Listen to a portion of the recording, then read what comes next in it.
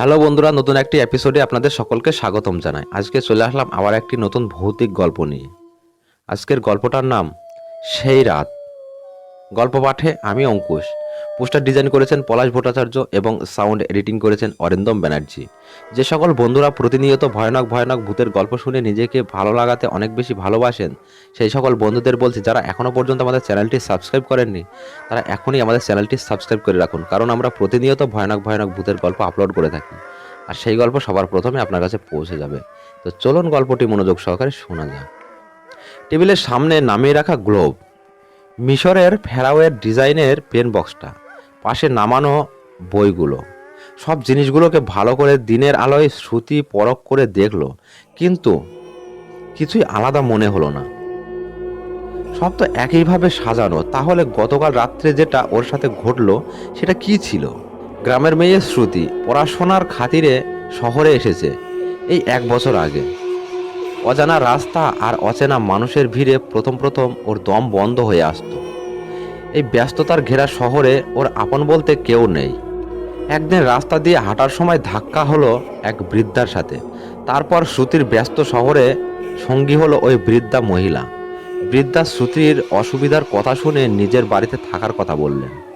শ্রুতিও না করতে পারল না, চলে আসে ওই বৃদ্ধার কাছে। আকস্মাৎ ওই বৃদ্ধার মৃত্যু হলে তার কোনো আত্মীয়র অভাবে শ্রুতিকেই তার শেষ কাজ সম্পূর্ণ করতে হয়। এরপর শ্রুতি ওই অত বড় বাড়িতে একা থাকতে শুরু করে। মনে মনে ওর একটা লোভ ছিল ওই বাড়ির প্রতি।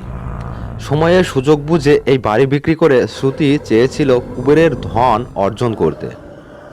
সেই আশায় ও বাড়ি বিক্রির লোক খুঁজতে শুরু করলে অদ্ভুত অদ্ভুত কাণ্ড কারখানা শুরু হয়। শ্রুতি প্রতিদিন রাত্রে একটা আওয়াজ শুনতে পায়, কিছু মানুষের কোলাহলের, কিন্তু ঘরের বাতি জ্বালানোর পর সব আওয়াজ থেমে যায়। দিনের রান্না করা খাবার ফ্রিজে তুলে রাখার পর রাত্রে সেই খাবার নিতে গেলে ফ্রিজে ফাঁকা থাকতো, কিছুই থাকতো না। ঘটনাগুলো কেমন যেন সন্দেহ লাগলেও শ্রুতি পাত্তা না দিয়ে বাড়ি বিক্রির জন্য তৎপর হয়। দিন যত পেরোতে থাকে ততই অদ্ভুত অদ্ভুত কাণ্ড কারখানা বাড়তে থাকে। ছাদের দেয়ালটাতে যেন কেউ খুব জোরে জোরে লাথি মারছে এমন আওয়াজ উঠতে শুরু করে। শ্রুতি আওয়াজের কারণে আবিষ্কার করতে গেলে একটি বাদর ছাড়া আর কিছুই সন্ধান পায় না। সব কিছুকে হাওয়ায় উড়িয়ে দেওয়ার স্বপ্ন ভাবলেও শ্রুতি সেই রাতের কথা কিছুতেই ভুলতে পারে না। রাত 8টা নাগাদ বাড়ি ফেরার সময় শ্রুতি চাবিটা বের করে দরজা খুলতে গেলে নিজে থেকেই দরজাটা একটা প্রবল ঝড়ের ধাক্কায় খুলে গেল। মুহূর্তের মধ্যেই আসা সেই ঝড় কখন উঠল আর কখন থামলো সেটা বোঝার আগেই শ্রুতি গোটা শরীরে একটা শিহরণ জেগে উঠল। ঘরে ঢোকা মাত্র সব বাতিগুলো নিজে থেকে জ্বলে উঠল। শ্রুতি পরপর ঘটে যাওয়া ঘটনাগুলোকে নিয়ে যখন ভাবনায় ব্যস্ত, তখন হঠাৎ করে মনে হলো কে যেন ওকে পেছন থেকে খুব শক্ত করে জড়িয়ে ধরেছে। পেছন ফেরা মাত্রই সেই বাঁধন যেন উন্মুক্ত হয়ে গেল। না, এইসব আমার মনের ভুল, আমি অতিরিক্ত ভেবে ফেলেছি, তাই এইসব হচ্ছে। বলতে বলতে শ্রুতি ফ্রিজ থেকে জলের বোতলটা নিতে গেল। ফ্রিজ থেকে বেরিয়ে এলো পোড়া মাছের গন্ধ। ছি ছি, কি বিশ্রী গন্ধ! কিন্তু আমি তো সকালে রান্না করে রেখেছিলাম, তাহলে পুড়লো কি করে? শ্রুতি দৌড়ে নিজের রুমে গিয়ে সজোরে দড়াম করে কপারটা লাগিয়ে দিল। পড়ার টেবিলের ওপর ব্যাগটা ছুঁড়ে দিতেই টেবিলের ওপর রাখা গ্লোবটা নিজের থেকেই 360 ডিগ্রি অ্যাঙ্গেলে বারবার ঘুরতে শুরু করলো, আর নর্থ প্যাসিফিক ওসিয়ানের কাছে এসে একটু থেমে আবার ঝড়ের গতিতে ঘুরতে লাগলো। শ্রুতি নিজের চোখকে বিশ্বাস করতে পারছে না। আজ ক্লাসে স্যার এই টপিকটা নিয়েই পড়িয়েছিল না? হ্যাঁ হ্যাঁ, এটাই। তাহলে এটাতেই এসে থামছে কেন?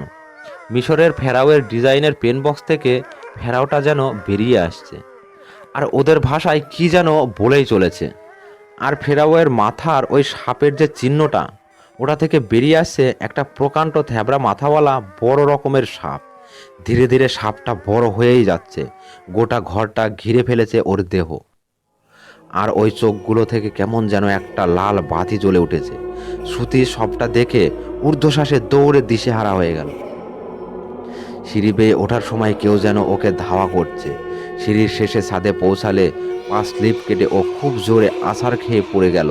পড়ার পর বুঝতে পারলো চারিদিকে সর্ষে ছড়ানো, সর্ষের দানাগুলো আস্তে আস্তে বড় হচ্ছে।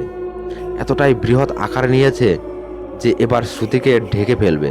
শ্রুতি তার সাথে সংঘটিত হওয়া এই কুহেলিকার ঘটনায় নিজেকে স্থির না রাখতে পেরে শেষমেশ ছাদ থেকে ঝাঁপিয়ে পড়ল। সিঁড়ি বেয়ে ওঠার সময় কেউ যেন ওকে ধাওয়া করছে। ঘন্টা 2 পর ওর জ্ঞান ফিরলে দেখলো সকাল হয়ে গেছে আর নিজের বিছানাতেই শুয়ে আছে।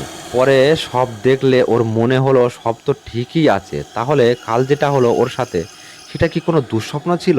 সে যাই হয়ে থাক, আর এই বাড়িতে থাকাটা নিরাপদ নয় ভেবে ও আবার আগের ভাড়ার বাড়িতে ফিরে এলো। তবে ফেরার পর এই 2 মাসে শ্রুতিকে কেউ চিনতে পারেনি। ও কথা বলতে গেলেও কেউ ওর সাথে কথা বলেনি। ও খুব একা হয়ে গেছে। তবে এরকম প্রত্যাশিত ব্যবহার ওর সাথে কেন করা হচ্ছে তা ও নিজেও বুঝতে পারছে না। মাস 2 পর শ্রুতি জানতে পারলো ওই বাড়িটিতে একটি যুবতী মেয়ের লাশ উদ্ধার হয়েছে। তবে লাশটি যে 2 মাস আগের তাই অনুমান করেছে সবাই। শ্রুতি আয়নার সামনে দাঁড়িয়ে নিজেকে জিজ্ঞাসা করলো বারবার, তুমি জীবিত নাকি মৃত? আজকের গল্পটা এই পর্যন্তই। বন্ধুরা, গল্পটি কেমন লাগলো আমাদের কমেন্ট করে জানাবেন। গল্পটা যদি আপনাদের এতটুকু ভালো লেগে থাকে বন্ধুদের মাঝে শেয়ার করে বন্ধুদের একটু শোনার সুযোগ করে দেবেন। নমস্কার।